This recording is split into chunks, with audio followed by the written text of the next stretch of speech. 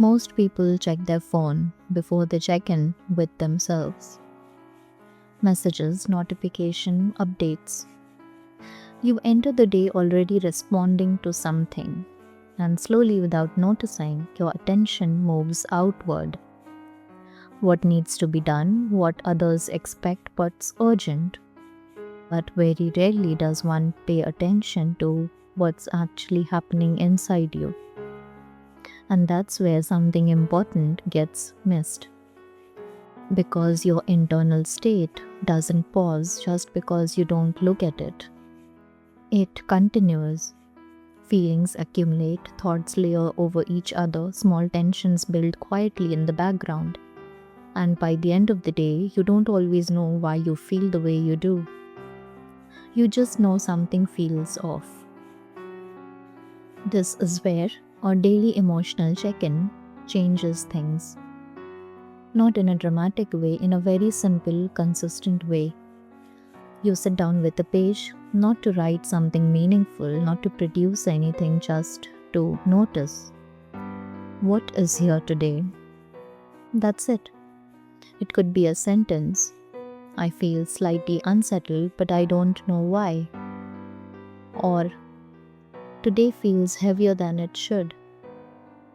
Or even, I don't feel much of anything right now. All of it counts. Because the goal isn't clarity, it's contact. There's a line from Carl Jung that feels important here. Until you make the unconscious conscious, it will direct your life and you will call it fate. What he's pointing to is simple. If you don't pause to notice what's happening internally, it still influences you. Your reactions, your decisions, your energy. But you don't always see the connection. A daily check-in interrupts that.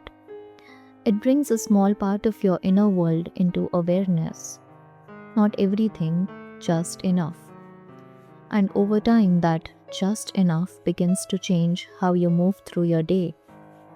You start recognizing patterns, how certain days feel similar, how certain situations affect you more than you realized, how your emotional state shifts without obvious reasons.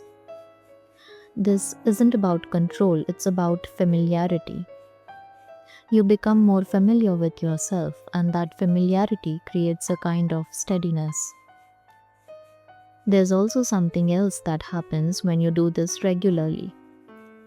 You begin to sit with yourself without immediately trying to change anything. And that is harder than it sounds. Most of us are trained to fix, improve, optimize, but very rarely to simply observe. There's a quiet discipline in that. Marcus Aurelius wrote in his Meditations not for an audience, but as a way of returning to himself daily. Not to impress, not to perform, but to stay aligned with his own thoughts. That's what a daily check-in can become, a private space where you meet yourself without expectation. And it doesn't take long. 5 minutes is enough, because you're not trying to understand everything, you're just not ignoring it anymore. If you think about it, most emotional overwhelm doesn't come from feeling too much. It comes from not noticing what you're feeling until it becomes too much. A daily check-in prevents that build-up, not perfectly, but consistently.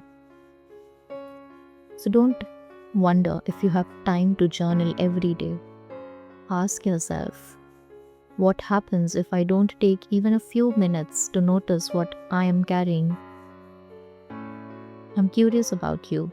When was the last time you paused and asked yourself, how am I actually feeling today? Not the quick answer, the honest one.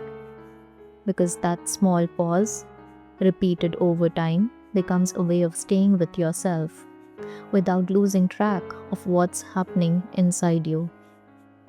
I hope you ask yourself, how are you today? And give just an honest answer. I'll come back tomorrow. I hope you do too.